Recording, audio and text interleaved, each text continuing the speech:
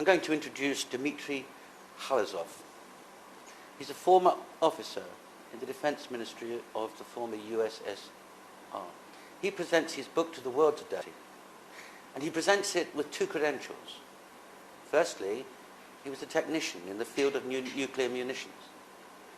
Secondly, he's acknowledged, apparently by the FBI, as a material witness.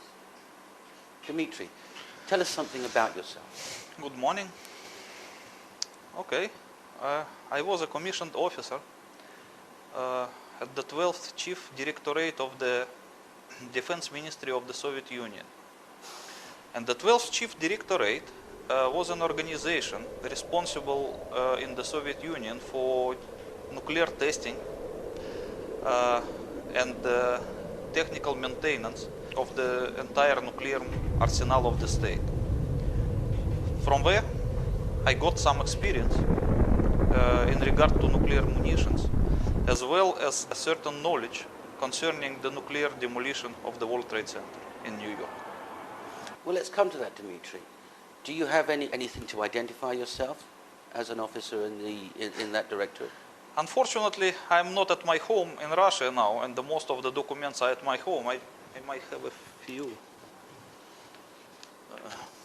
You know, one of my photographs, the color photograph in the military uniform, is in the book. And I have another couple of photographs. This is you in the uniform of the 12th Directorate. Okay, let me explain it to you. You know, the 12th Chief Directorate, because it's considered to be a nuclear arsenal of the state, they usually wore gunnery uniform, like artillery uniform, as being arsenal. But I used to serve in some smaller department of the 12th Chief Directorate, which they call Special Control Service. Otherwise, it's nuclear intelligence. And in that particular department, they wear aviation uniform. That's why my uniform is like a pilot uniform. You know, that this was tradition from the beginning of this service, because the first nuclear explosions, the first nuclear tests were in atmosphere. That's why the control service use airborne flying laboratories based on some cargo planes to fly and to collect data from atmospheric nuclear explosions. And since then, they have the tradition of wearing the aviation uniform. So when the nuclear testing moved underground, they no longer need to use the flying laboratories, because they use some other means like seismic control. But the uniform is still remain. That's why it's an aviation uniform. So but it does not mean that I am a pilot. So this was a highly specialized unit? Yes, yes. It's not actually a unit, it's quite a big organization which has a lot of military units of its own. It's like a network. And within that unit, what was your job?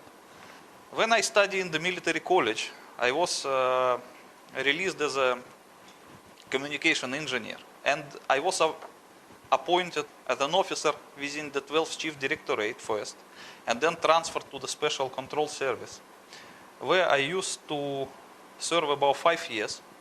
And my position was a chief of shift, which was responsible for receiving and collecting data from the periphery laboratories concerning nuclear explosions. And my duty was just to, how to say it? I was like a chief of the shift. And my duty was to collect the things and to pass it to the operational officers, and to superiors. That's a very responsible position. Yes, it's a very responsible position, because all the, how do you say, recognition of the nuclear test of the enemy of the USSR actually come through my hands. I was the chief. I understand. Where were you born? Let's talk about your early time. I was born in some small city near Moscow, about 40 kilometers from Moscow, named Golitsino. This city still exists. Mm-hmm. And when did you leave the service? At the present time? Yeah. I live in Bangkok, Thailand. No, where did you when did you leave the service of the Soviet? I quitted this military service at 1992. at the time of the dissolution of the Soviet Union. So it means about the time when the Soviet army ceased to exist and it was recreated as a Russian army or Ukrainian army or whatever other armies. At that time I just decided to quit the military service whatsoever. Understood. But during that 5 years in that special unit, Yes. you're interfacing both with technicians exploding nuclear devices underground, and you're interfacing with senior officers with the data from those tests. Is that right? Yes, because the 12th Chief Directorate was the organization primarily responsible for nuclear testing of the Soviet Union. I knew a lot of officers who were involved in that, and I was friendly with many of them. And because I served in particularly the Soviet nuclear intelligence, which was responsible for detecting nuclear explosions of the various adversaries of the Soviet Union, I also have experience of the nuclear testing of the others. And is this your official? Yeah, that is one of the very few military documents that I managed to keep with me. It's, in here I'm still young, and it was from the military college, one of the documents. Understood. Thank you. You describe yourself in your book as a big fish in the story of September the 11th. I believe that it's clear in the book that the chart that you exhibit puts you on the same page as some very dangerous figures. You understand. You mean this Yes. one? Yes. Well, Take us through the chart.